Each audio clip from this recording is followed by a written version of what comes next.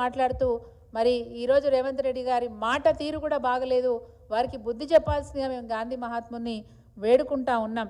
రైతు కూలీలకు 12,000 అన్నారు. రైతు కూలీలకు 12,000 అన్నారు. ఇప్పటివరకు దాని ఊసే లేదు. మరి అదేవిధంగా కౌలు రైతులకు కూడా 12,000 ఇస్తామని చెప్పినారు. దానికో పేరు పెట్టినారు, ఇందిరమ్మ ఆత్మీయ భరోసా అనే పేరు పెట్టినారు. ఇప్పటివరకు ఆ జాబితా కూడా తయారు కాలేదు. ఈ విధంగా ఎక్కడ చూసినా మోసపూరితపు మాటలతోని అబద్ధాలతోని కాలం వెళ్ళదీస్తున్న ఈ కాంగ్రెస్ ప్రభుత్వానికి మీరే బుద్ధి చెప్పాలని చెప్పి విజ్ఞప్తి చేస్తూ ఉన్నాను. గురుకుల పాఠశాలల్లో అనేక మంది విద్యార్థులు అస్వస్థకు గురవడమే కాకుండా ఇప్పటివరకు 55 మంది పిల్లలు ఈరోజు మరి చావు బారిన పడితే కనీస బాధ్యత కూడా ఈ రేవంత్ రెడ్డి గారు తీసుకోలేకపోతున్నారు. అసలు వారికి పిల్లలు ఉన్నారు, మరి ఎంతమంది తల్లిదండ్రులు కడుపు కోతకు గురవుతున్నారో కూడా అర్థం చేసుకోలేని పరిస్థితి ఈ ముఖ్యమంత్రి గారిది. ఇప్పటివరకు కూడా గురుకుల పాఠశాలల్లో ఇంకా కూడా మరి అక్కడ ఆహారం తిని ఇప్పటికి కూడా పిల్లలు అస్వస్థతకు గురవుతున్నారు. ఈరోజు కూడా మరి ప్రింట్ మీడియాలో మనం చూసినాము స్పష్టంగా, మరి 3 గురుకుల పాఠశాలల్లో పిల్లలు అస్వస్థతకు గురైన మాట కూడా చూసినాం. అంటే ఇంత నిర్లక్ష్యం ఎందుకు అధికారుల మీద చర్యలు తీసుకోరు?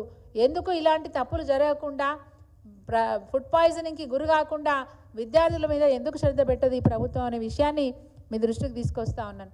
ఎన్నో ప్రగల్భాలు పలికిన మరి రేవంత్ రెడ్డి గారు మహిళలకు 2,500 రూపాయలు మరి తప్పకుండా ఇస్తాము మహాలక్ష్మి పథకం ద్వారా అని చెప్పినారు. కనీసం ఒకప్పుడు కేసీఆర్ గారు బతుకమ్మ పండుగ మన రాష్ట్ర పండుగ అని డిక్లేర్ చేసి మరి బతుకమ్మ పండుగకు ఆడపిల్లలకు కానుకగా చీరలు పంపించేది. ఆయన 2 చీరలు కాదు, ఆయన ఒక్క చీర ఇస్తే నేను 2 చీరలు ఇస్తా అని చెప్పి ప్రగల్భాలు పలికిన రేవంత్ రెడ్డి గారు, 500 ఇస్తా అని చెప్పి ప్రగల్భాలు పలికిన రేవంత్ రెడ్డి గారు అటు మహాలక్ష్మి పథకాన్ని ఎగ్గొట్టడమే కాకుండా మహిళల్ని కూడా అవమానపరిచే పరిస్థితి వచ్చింది. ఈ విధంగా అనేక అబద్ధాలతోని అనేక బాధలతోని అన్ని రంగాల వాళ్ళు ఈరోజు నిరసనలు వ్యక్తం చేస్తూ ఉంటే ఆ నిరసనలు కూడా నిర్లక్ష్యం చేస్తున్న ప్రభుత్వం ఈరోజు రేవంత్ రెడ్డి గారి ప్రభుత్వం. ఒకప్పుడు కేసీఆర్ గారు మరి అధికారంలోకి వచ్చినప్పుడు ఒక మంచి మాట చెప్పినారు, మా కళ నీళ్లు నిధులు నియామకాలు, ఈ రాష్ట్రానికి నీళ్లు తీసుకొస్తే రాష్ట్రం బాగుపడుతుంది. అట్లా ఆ ఉద్దేశంతోనే అనేక రిజర్వాయర్లు, అనేక ప్రాజెక్టులు, అనేక లిఫ్ట్ ఇరిగేషన్ ప్రాజెక్టులు తీసుకొచ్చి తెలంగాణ రాష్ట్రాన్ని సస్యశ్యామలం చేసే ప్రయత్నం చేసి 80% సఫలీకృతమైనారు. ఇంకా కూడా కృష్ణా జలాలను కూడా వినియోగించుకొని అనేక ప్రాజెక్టులు మరి అవి నిర్మాణంలో ఉన్నాయి, తుది దశకు చేరుకుంటా ఉన్నాయి. త్వరలో అవి కూడా మరి ప్రజలకు అందే అవకాశం ఉన్నది.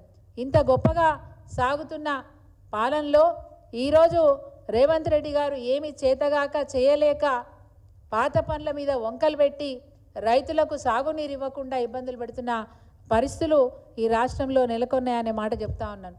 ఇప్పటికి కూడా రైతులకు సరి అయిన సమయంలో యూరియా రాదు. ఇప్పటికీ చెప్పులు మళ్ళా క్యూ లైన్లలో పెట్టి నిల్చునే పరిస్థితి రైతన్నకు వచ్చింది. దురదృష్టం ఏంటంటే మహాత్మా గోసపడుతున్న విషయం ఏంటంటే ఇప్పటికే 410 మంది రైతులు ఆత్మహత్యలు చేసుకున్నారు. ఇది నిజంగా కూడా ఒక విషాదకరమైనటువంటి విషయం. ఈ భారతదేశంలో గొప్పగా దేశానికి అన్నం పెట్టే స్థాయికి ఈ రాష్ట్రం ఎదిగితే మళ్ళీ ఈరోజు ఈ రాష్ట్రాన్ని అధోగతి పాలు చేస్తున్నది ఈ రేవంత్ రెడ్డి గారి ప్రభుత్వం.